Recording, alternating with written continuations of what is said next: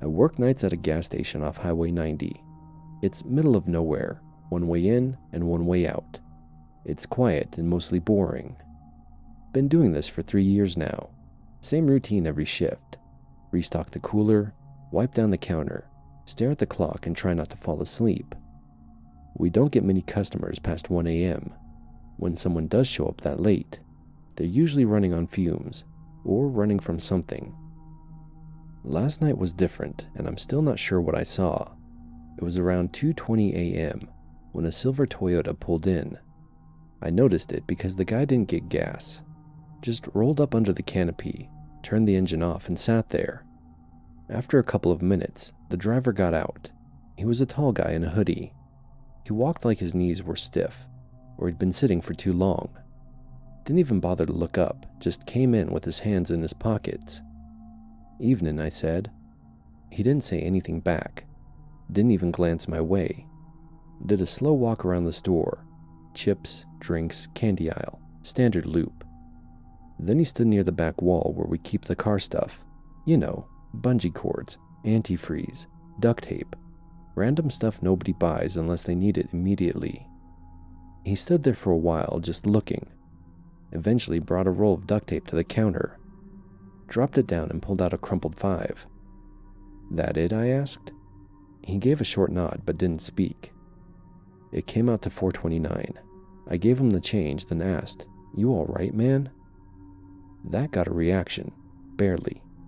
He looked up for half a second. Eyes were bloodshot and heavy, like he hadn't slept in days. "Long night," he said. Then something strange happened. Before leaving, he paused at the counter, reached into his hoodie pocket, and pulled out a handful of quarters. It must have been 20 or more. He slapped them down one by one, clack, clack, clack, in rapid succession. Then he said, "Just in case they come looking." He walked out without explaining, got back in his car, and still didn't drive away. I watched him sit there for a few minutes. Then a white cargo van with no back windows pulled in. It parked beside the Toyota and killed its lights. This time the guy in the Toyota got out fast and walked up to the driver's side of the van. The van door opened and a second guy got out. He was stocky build, wearing his hat low and holding something small in his hand. Could have been a flashlight, could have been something else. Either way, they started arguing. I couldn't hear it through the glass, but the body language was obvious. There was pointing, pacing, and arms thrown out in frustration. Looked like a deal had gone wrong, or someone wasn't happy with how things were unfolding. Then the guy in the hoodie shoved the other guy. Nothing major, just a quick 2 hands push to the chest. The guy in the hat stumbled back, looked stunned, then got right in his face. I thought it might turn into something worse, but they stopped short of a real fight. After a tense moment, they both seemed to calm down. The guy from the van said something, and then climbed back in. The guy in the hoodie didn't return to his car right away. He just stood there for a moment, staring up at the store again. That's when I backed away from the window and grabbed the bat we keep under the register. I didn't like the vibe at all. I called the sheriff's non-emergency line and told dispatch I had a couple of guys getting into it outside the store. She said a deputy would swing by. I peeked again after a minute or so, and both vehicles were gone. No tires squealing, no headlights sweeping across the lot. Just empty space like they'd vanished. I was still processing it when I noticed the side door to the storage room was slightly open. That one's around back and it's supposed to stay locked. I know I locked it earlier. I checked the storage room with the bat in hand. The light was off and the door was open just a few inches. I flipped the switch and checked inside. Thank God no one was there. But I still shoved the mop bucket in front of it, locked it again, and stayed behind the counter after that. The deputy showed up around 3:50 a.m. I knew him. He's a solid older guy who's dealt with his fair share of weird situations. I gave him the rundown. Toyota, van, the argument, and the open door. He checked the area, but there wasn't much to see. No clear tire marks, no damage, no items left behind.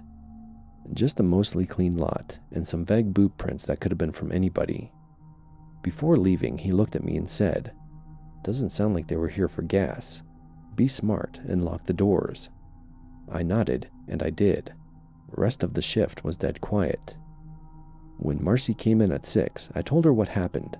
She laughed like I was exaggerating, told me I needed a hobby besides watching people through the window all night.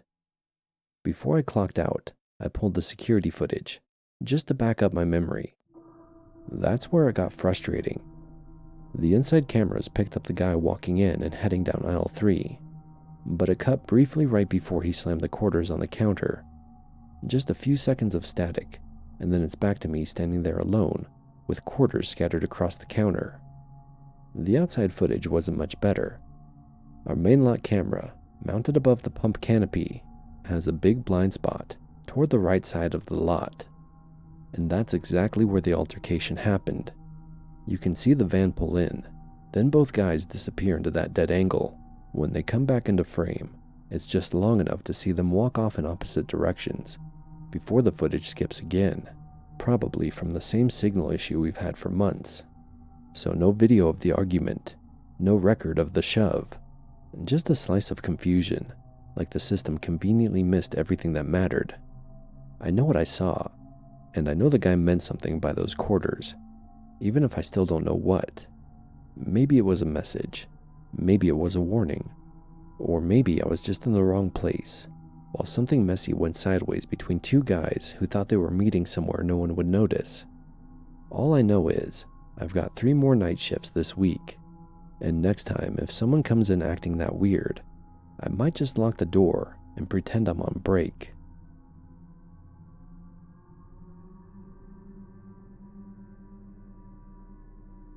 I work overnight stalking at a 24-hour Walmart near the freeway. Most nights are quiet, long, repetitive, but once in a while you get one that sticks. Last night was one of those. I was restocking cereal in aisle 5 when I heard a slow, uneven dragging sound in the main corridor. A couple walked in. They were thin, pale, and twitchy. The guy had scabs on his face and arms. His clothes were shredded denim over sweat-soaked layers. The woman had that wide-eyed look you see in people who haven't slept in days. Definitely tweaking. They didn't grab a cart, just drifted in like ghosts, glancing around too fast, and circling the aisles without touching much. I stayed out of sight. You learn to read these situations from a distance. That's when I saw her, Carol. She's not an employee, just a local woman who comes in after midnight a few times a week. She was wearing a windbreaker, Bluetooth headset she never uses, and she always walks like she's power walking through a mall in 2003. She doesn't buy anything, just hovers around the store like she's on patrol. And for some reason, last night, she decided those two were her personal project. I watched from the end cap as she started trailing them, pretending to browse but always a few paces behind, and staring too long. The meth head guy noticed first. He paused and whispered something to the woman. They both turned to look. Carol didn't back off. If anything, she leaned in harder. She faked interest in a shelf full of razors, glancing up between blinks. You could feel it brewing. The woman stopped suddenly, her voice carried, sharp and hostile. I couldn't make out the words, but the body language said enough. The guy turned, fast, his whole frame coiled. Carol froze, caught off guard, still clutching a bottle of body wash like it would defend her. There was a flash of motion as the guy stepped forward. He was fast and aggressive. The space between them vanished. I dropped what I was doing and stepped out from the aisle. I got between them before he got too close. My hands went up instinctively and I kept a calm posture and steady tone. I wasn't trying to fight, just to interrupt. The guy's jaw was tight, his eyes locked on mine. He was tweaking hard, breathing like he was running a sprint, twitching, muttering under his breath. The woman behind him started pacing, mumbling something I couldn't catch, just repeating it again and again. Our store manager, Kyle, finally showed up. He came fast but looked unsure of what to do. He was holding a keyring in his phone, like either could fix the moment. After some tense back and forth, more body language than words, the guy finally backed off. He stepped away from Carol, spat on the floor and made a big show of leaving. The woman followed. They didn't buy anything or steal anything. They just walked out, muttering to each other as they disappeared into the parking lot. Carol thanked me and said something about keeping the store safe. I didn't answer, just nodded and went back to work. I didn't want to talk about it. Definitely didn't want her interpretation of what just happened. The rest of the shift went quiet, but the kind of quiet that doesn't settle. It just hangs there. At 4 a.m., I stepped outside for my smoke break. The lot was nearly empty except for a few long-haul trucks at the edge, and a rusted-out Buick sitting alone under the far lamp. It was idling when I first noticed it. The lights were off and windows fogged. I couldn't see inside. I smoked fast, watched the entrance. The car didn't move. After going back inside, I finished my shift. I just powered through to the daylight. Now it's 10:45 p.m. I'm in the break room about to clock in for another night. The Buick's back, same spot with the lights off. Still no one in sight.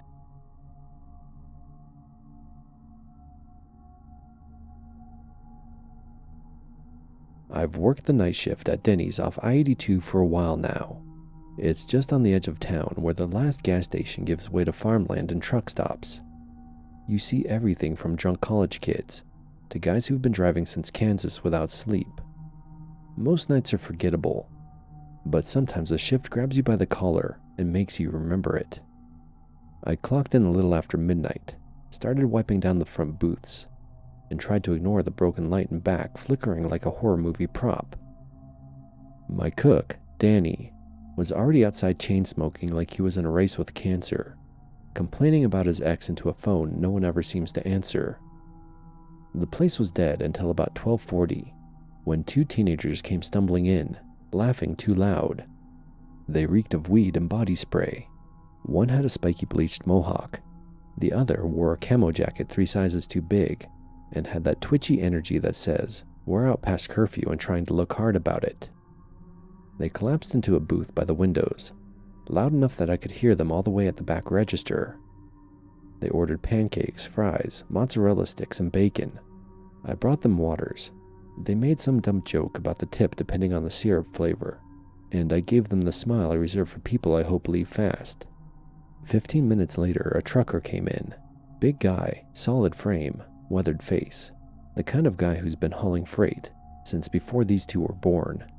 He had on a faded denim jacket and a cap pulled low, and he didn't bother talking, just nodded at me and slid into a booth 2 spots over from the teens. I poured him coffee without being asked. He gave me a quiet nod and stared out the window. Things were calm for maybe 5 minutes. Then the teens started acting up again, arguing over how much hot sauce to dump into their water, slapping the table, trying to top each other and being obnoxious. It wasn't new behavior for this place, but the volume kept creeping up. I could see the trucker shift a little in his seat. He wasn't looking at them, but you could tell he wasn't loving the atmosphere.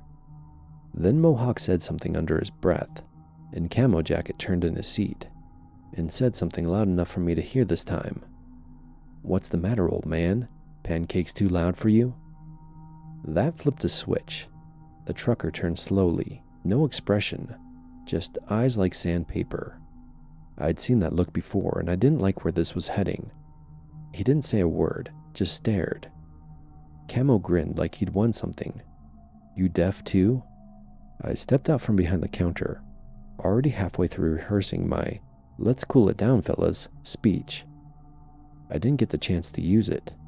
The trucker stood, and suddenly it felt like gravity shifted in the room. He wasn't just tall, he filled the space. The kind of presence that makes you forget where you put your confidence. The teens definitely did. Their bravado faltered, just a flicker, but enough to see.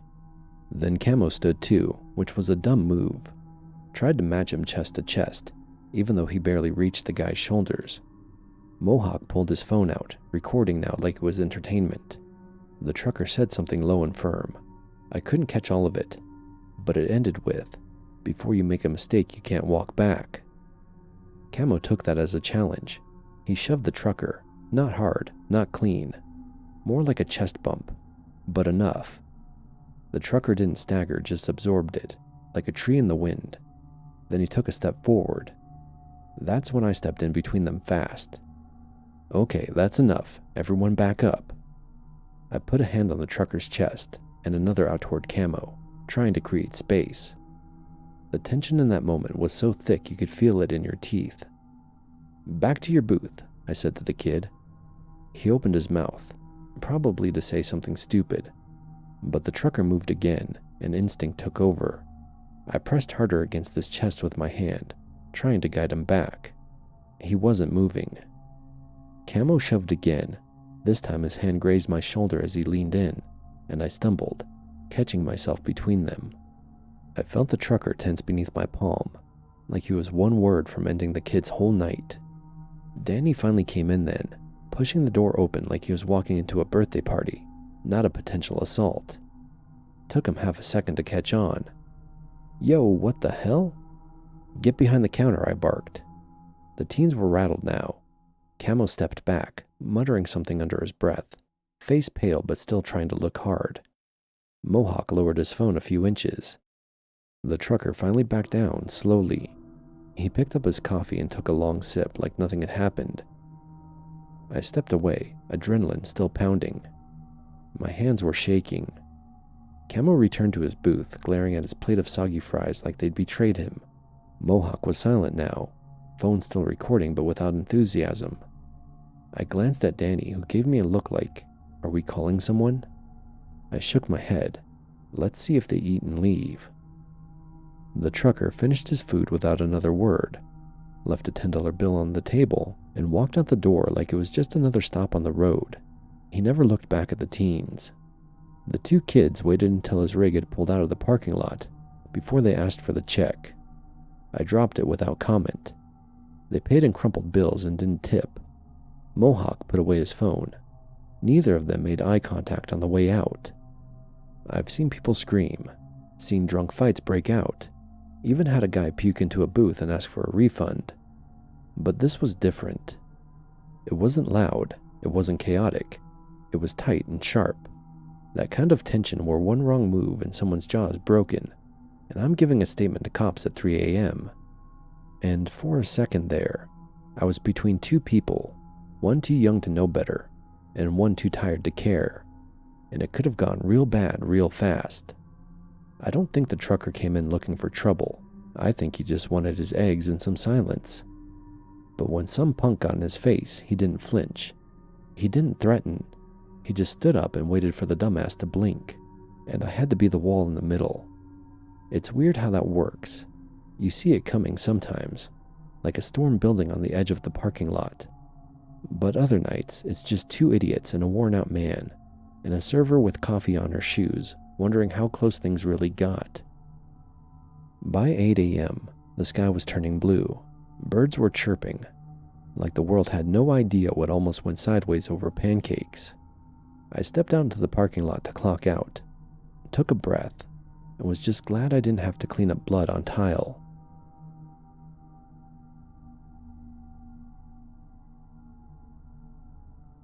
I worked the night shift at a gas station in a mid-sized town.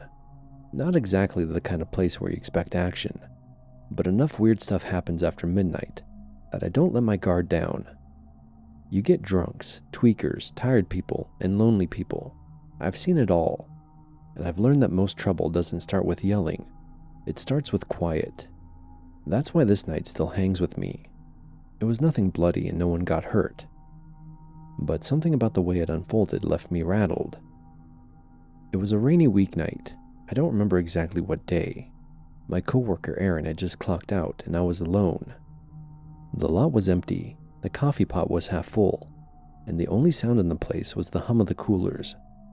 I was wiping down the counter when I saw a car pull up through the front windows. Older model sedan, dark paint, dented driver's door, the kind of car that blends into the background. A guy stepped out wearing a hoodie and jeans, nothing weird. But then I saw the ski mask. He walked up to the door like he'd done it 100 times. Calm, no looking around, no hesitation. I reached under the counter and hit the silent alarm. Just muscle memory at this point. Then I stepped back and braced myself. He came in quiet. No yelling, no theatrics. He went over to the coffee station and fiddled with a sugar packet, like he was just another late-night shift worker on autopilot. But his whole body language was tight. Then he turned and walked toward the counter. He reached into his hoodie and pulled out a small handgun, held it low, didn't raise it. "Open the drawer," he said, voice flat, muffled by the mask but calm. I did what he said. My hands were trembling, but I managed not to fumble the keys. I popped the register open and stepped back. "Just the bills," he said. I handed them over, maybe $280, give or take. He slid it into his hoodie pocket without a word. I expected him to ask for my phone, or the safe, or the cameras. But he didn't. He just stood there a second longer looking at me. Then, almost like it was an afterthought, he said, "You should lock the doors after this." That's it. No threat, no smile. Just that one sentence. And then he turned and walked out into the rain. He didn't run, he didn't speed off. I watched him get into the car, headlights still off, and drive out of the lot like it was just another errand. The cops arrived maybe 6 or 7 minutes later, took a report and checked the footage. Nothing unusual. Rain messed with the camera outside, and the angle inside mostly showed his back. No plates, no fingerprints on the counter. Just another faceless, efficient robbery. I told them what he said about locking the doors, and the officer just shrugged it off. Weird, but maybe he was trying to give you a heads up. Or maybe he just wanted me thinking about it. Either way, it worked. I kept playing the whole thing over in my head. The way he didn't panic, how precise he was. The way he watched me like he was looking for something specific, not valuables, but reactions. He wasn't high, he wasn't desperate, he was just prepared. And the worst part was, he could have done a lot more. He had the gun, the time, and the control of the room, but he took the cash and left without ever raising his voice. Like it wasn't personal, like it didn't even register to him as a crime. I worked 2 more night shifts after that, then switched to mornings. I couldn't take the feeling of watching headlights pull into the lot and not knowing who was behind the wheel. The police still haven't caught the guy, and honestly, I don't think they will. But I think about him sometimes. That calm voice behind the mask. "You should lock the doors after this." Like he knew I was alone. Like he knew no one would show up in time. Like he knew what it felt like to be behind a counter with your hands shaking and your heart pounding, and nothing but glass between you and the night.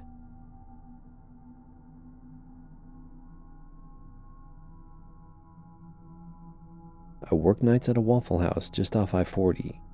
Not one of the new ones either. This place has the cracked booths, the sticky tiles, and the smell of burnt coffee baked into the walls. My shift's 11 p.m. to 7 a.m., and it's the same rhythm every night. College kids too high to order, lonely truckers, and people who just want something hot and cheap before tomorrow shows up. It's not glamorous, but I like it. There's a certain peace to knowing what you're in for, or at least thinking you do. It was a dead slow Wednesday night, technically Thursday morning. Just me on the grill and Kendra up front. She's been at this Waffle House longer than some of the tile grout. Doesn't rattle easily either. We'd only had a couple tables all night, 2 exhausted nurses coming off a shift, and a trucker who didn't say more than 2 words the whole time he was there. Around 2:30 a.m., the door opened again, and in walked a guy I didn't recognize. Nothing weird at first glance. Mid-30s, tall, hoodie, and work boots. He looked like someone who either fixed things for a living or broke them, and I couldn't say which. He didn't sit down right away, just stood there in the entrance, scanning the room like he was checking for exits. Kendra gave him the usual, "Sit anywhere you want, hun." He finally chose the booth in the far corner, facing the door, back to the wall. That's something ex-military and ex-cons have in common. I'm not saying he was either, but it's the kind of detail you clock when you've worked nights long enough. He ordered black coffee, eggs, toast, and hash browns. No small talk, voice low and dry. I got to work on the grill, while Kendra kept half an eye on him from behind the register. About 10 minutes later, another car pulled into the lot. A clunky little hatchback with mismatched hubcaps. 2 teenagers hopped out, one in a basketball jersey, the other in a hoodie with the drawstrings tied tight around his face. They came in already laughing, stinking of weed and cheap cologne. They weren't threatening, just obnoxious. They took the booth directly behind the quiet guy. I noticed his shoulders tense when they sat down. He didn't turn, didn't say anything, but the air in the room shifted. The teens started in on their usual loud BS, joking about who was higher, arguing over whether waffles were better than pancakes. One of them asked if we served medicated butter. Kendra didn't even dignify that with a response. While I was flipping their bacon, I noticed the quiet guy's hand dip under the table. Not fast, just deliberate. Could have been a phone, sure, but something about it set off the itch in the back of my neck. Then came the click. It was soft, metallic, and sharp. Not a gun cocking, but not nothing either. Could have been a knife, could have been a lighter, could have been nothing at all. I didn't see it, just heard it. Kendra shot me a glance. No words, just a look that said, "You heard that too, right?" I nodded once and kept cooking. You don't jump to conclusions working nights. You just keep watching. The kid in the jersey leaned too far back at one point and thudded his shoulder into the back of the quiet guy's seat. That was it. The guy stood up so fast his coffee sloshed in the cup. Jersey turned, laughing awkwardly. "Yo, chill, man, my bad." The guy stared at him. He wasn't big, but something about the way he held himself made him feel like he took up the whole room. He stepped around the booth, standing in front of the two teens, just dead quiet. "Don't touch me again," he said, calm and flat. The other kid laughed nervously. "Dude, relax, it was just an accident." But the guy wasn't looking at him anymore. He was locked in on Jersey. There was something in his eyes that killed the smile off the teen's face instantly. I came around the corner fast. Hey, everyone cool down. Let's all just sit, all right?" I got between them, barely. Then Jersey made a stupid move, puffed up and gave the guy a light shove. Could have been play acting, maybe. Maybe he thought the guy would back down. He didn't. The man's arm came up fast and shoved the kid hard, straight back into the booth. Not a punch, not yet. Just enough force to make a point. The other kid stood up, then seemed to think better of it. I got my hands up and turned to the man. "Hey, that's enough." Jersey scrambled out of the booth, fists up like he had the first clue what to do with them. The man just stared, dead quiet. Then Jersey lunged. It was clumsy and panicked. Teenage bravado melting into a mess of elbows and noise. The man deflected him with one arm, then drove him back with a short punch to the chest. Not hard enough to break anything, just hard enough to make the kid drop like someone unplugged him. The other teen yelled something but didn't move. Kendra was already calling the cops. I stepped between them again, heart hammering, ready to take a hit if I had to. But the guy just looked at me, eyes suddenly calm, almost bored, and said, "I'm done." Then he turned, walked back to his table, dropped $7 on the counter, and walked out the door into the night. No car started, no taillights pulled away. He just vanished into the dark like he'd never been there. The cop showed up 10 minutes later. Jersey was sitting on the floor holding his chest and trying to act tougher than he felt. Neither of them wanted to press charges. Said they didn't want to be a narc. The other kid backed him up. The cops asked for the guy's description, but we didn't have a name or plates. Just a hoodie and a stare that could freeze a grease fire. They left without much more than a shrug. Kendra mopped up the spilled coffee while I put the chairs up on the empty tables. Neither of us said anything for a long while. Finally, Kendra muttered, "At least it wasn't worse." I nodded. That's night shift code for that could have gone sideways real fast.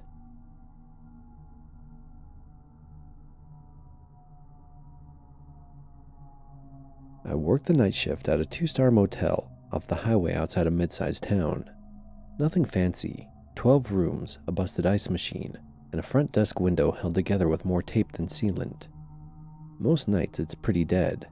Maybe a few late truckers, some sketchy guests who pay in cash, the occasional traveling family that took a wrong turn.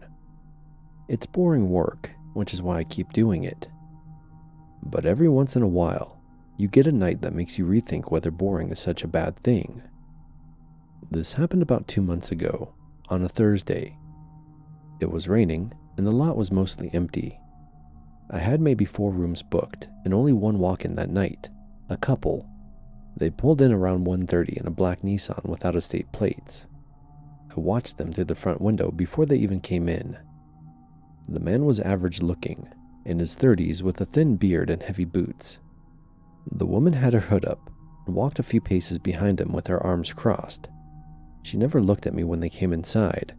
He did all the talking, paid in cash, asked for a room toward the end, away from other people. We had the room, so I gave them 108, far corner bottom floor. He took the key card, muttered a thanks, and they disappeared into the rain. I didn't think much of it until 20 minutes later, when I went outside for a smoke and heard yelling. Not loud, not wild, just sharp, short bursts of anger. It was his voice. Hers was quieter, harder to hear, but it was clear they were arguing. Now, I've worked this job long enough to know couples fight. You hear all kinds of things through these walls. Usually it blows over, but this felt different. I stepped closer to the room, staying behind the vending machine where I could hear but not be seen. The man was going off about something. I couldn't make out the details, but every other word was a curse, and every sentence ended in him demanding something from her. Apologies, explanations, something. Then I heard a bang, not a gunshot, just something slamming, a wall, maybe, or the door. That's when her voice came through clear. She said, "Please don't do this here." It was calm, too calm, like someone trying to talk their way out of a bad decision. I stood there trying to decide whether to call the cops, when everything went quiet. No more yelling, no more movement. That silence was worse than the shouting. I walked back to the front desk, trying to look casual in case he saw me. I sat behind the counter and pulled up the number for non-emergency police. My hand hovered over the call button. That's when she walked in, soaking wet, hoodie pulled down, eyes wide but blank, like she shut herself off emotionally just to get through the door. She didn't say hello. She didn't ask for help. She just asked if we had a bathroom in the lobby. I nodded and pointed to the door behind the desk. She walked past me and I caught a glimpse of her hand. There were red marks along the wrist. Not cuts, but pressure marks, like someone had grabbed her hard and held on for too long. She was in there maybe 2 minutes. I considered saying something, asking her if she was okay, but ultimately I didn't. When she came out, she didn't go back to the room. She walked straight outside and stood under the awning, staring at the parking lot. I joined her quietly. She didn't move. After a minute, I asked, "You good?" She nodded, but it was automatic. No real feeling behind it. Then she asked, "Do you have a back exit?" That caught me off guard. I said, "No, not really. Just the front and the stairwell." She nodded again, like that confirmed something. Then she went back to the room. I didn't sleep that day when I got off. I just kept thinking about her face, her voice, the marks. I told my manager what happened, and we checked the room later that morning after checkout. Nothing broken, nothing stolen. The shower was left running. Bed was made like they hadn't used it. But there was something scratched into the wooden desk drawer inside. Just the words, "I tried." We reviewed the cameras. He left first around 3:45 a.m., threw his bag into the car, looked around like he was checking for someone, and then drove off. She left 10 minutes later, on foot with her hoodie up and backpack slung low, disappeared into the rain. We never saw her again. The cop said unless she filed a report, there wasn't much they could do. No visible injuries, no witnesses to anything physical, and that they'd keep an eye out.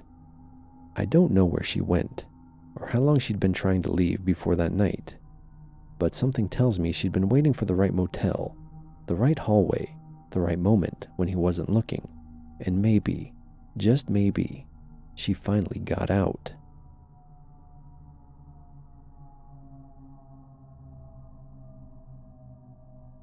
I worked the graveyard shift at a 7-Eleven in the city, corner of 6th and Keller if you know it. Been here for about 8 months now. It's not the worst job I've ever had, but it's definitely not for the soft-hearted. You get everyone from tired cab drivers to twitchy tweakers walking in at 3 a.m. The only thing that really keeps me here is the paycheck, and the fact that my manager, Gerald, doesn't ask too many questions. Anyways, what happened last Friday night shook me up bad. I've had weird nights before, but this one made me think about quitting. It started like any other shift. I came in around 10:45 p.m. to relieve Darren. He gave me the usual nod, handed me the key fob, and told me the nacho cheesemaker was acting up again. Cool, nothing new. By 1 a.m., the streets outside were dead, except for the occasional passing car or echo of a siren. I had my earbuds in one ear, listening to a podcast while I stocked the cooler. That's when the door chime went off. I looked up and saw a girl walk in. She was mid-20s, thin, makeup smudged, and her heels were way too high for how much she was swaying. She looked worn out, not tired, but used up, if that makes sense. She didn't browse, just went straight to the coffee machine and stared at it like she forgot what it was for. I came around the corner and asked, "You good?" She looked up startled. "Yeah," she said quickly. "Yeah, just rough night." I nodded and went back to my spot behind the register. I've seen enough to know when someone wants space. She poured herself a coffee, dumped half the sugar shaker into it, and just stood there sipping, eyes distant. Then the door chimed again. This time it was two dudes, classic stoner types. One in a hoodie and pajama pants, the other wearing sunglasses indoors, like it was still 1998. They were giggling as they grabbed 2 bags of chips, a couple energy drinks, and a family-sized pack of Reese's. I already knew they were going to pay in change. While they were debating over which flavor of beef jerky to grab, I glanced back at the girl by the coffee. She was watching them, kind of uneasy. And that's when the third one walked in. This guy, I clocked him immediately. Thin, pale, pacing like he was trying to outrun a panic attack. Skin tight over his cheekbones, red sores on his neck and arms. Meth, no doubt in my mind. He shot me a quick look when he came in, paranoid and twitchy. Then he started doing laps through the store. Not shopping, just looping. Kept brushing past the candy aisle and glancing at the counter. The stoners finally came up with their junk food and started fishing through their pockets for quarters. While they were arguing over who owed what, the meth guy suddenly walked right up to the girl by the coffee machine. He said something I couldn't hear. She froze. Then I heard her say, "Not tonight, Jimmy. I said I'm done." His voice came next, low and harsh. "You're done when I say you're done." I leaned forward. "Hey, back off, man." He turned toward me, not moving away from her. "This ain't your business." "Yeah, it is," I said, hand under the counter, resting near the panic button we're not supposed to use unless it's really bad. "You can leave, or I can call someone." The girl took a step away from him, clutching her coffee like a shield. Jimmy sniffed hard, jaw clenched. Then he stepped back, hands up. Fine, just talking." He moved toward the front, pacing near the drink coolers. The girl came up and stood near the counter, quiet, eyes darting toward the door. Meanwhile, the stoners were oblivious. One of them finally dumped $3 in nickels and dimes onto the counter and said, "Sorry, man. This is all we got till payday." I rang them up just to get them moving. Jimmy wandered by the coolers again and opened one, stared at the Red Bulls like they were going to talk back. Then, when the stoners turned to leave, Jimmy stepped in front of the door. "Y'all hold up a sec," he said. They stopped, confused. "I need a ride." They looked at each other, nervous. We're not really heading that way, man." Jimmy got real still. I felt it shift. The whole vibe in the store changed. Like the tension just jumped from a 3 to an 8. The girl whispered, "Don't do this, Jimmy," but he ignored her. Then, Jimmy reached into the front pocket of his hoodie and pulled something out. I couldn't tell if it was a knife or just a piece of metal at first. It glinted under the fluorescence. He held it low, close to his thigh. "Just a ride, ain't asking." "Hey," I said, stepping around the counter now, hands raised. "Let them go, man. They don't have anything to do with this." Jimmy looked at me. His pupils were huge, eyes were glassy. "You're gonna call the cops soon as I walk out. I know how this goes." "I won't, promise," I replied. He hesitated, and that's when the girl stepped up beside me and said calmly, "You really think this is your plan? Jacking 2 high dudes for a ride? You'll be caught in 10 minutes. Jimmy's breath got louder. His hands tightened on the metal. Then finally, he backed away from the door. That's when I told the stoners to go. They bolted. One of them dropped a bag of chips on the way out and didn't stop to pick it up. Jimmy stood in the middle of the store now, breathing heavy and pacing. I thought he might lash out or throw something, but he didn't. He just turned and looked at the girl. "You were supposed to wait for me," he said, real quiet. She didn't say anything. And then he left. Just walked out. Didn't run, didn't yell. Just walked down the street and vanished into the dark, like none of it had just happened. I locked the door behind him, then called the cops, even though I knew he'd be long gone by the time they showed up. The girl stayed for a bit. She didn't want to call anyone. Didn't give her name, just said thanks and slipped out before the cruiser pulled up. I gave the officer the best description I could. He asked if Jimmy had taken anything or hurt anyone. I told him no, which meant they weren't going to do much. When Gerald came in at 6 a.m. to open, he took one look at me and said, "You look like you saw a ghost." "Worse than that. It was a regular," I said.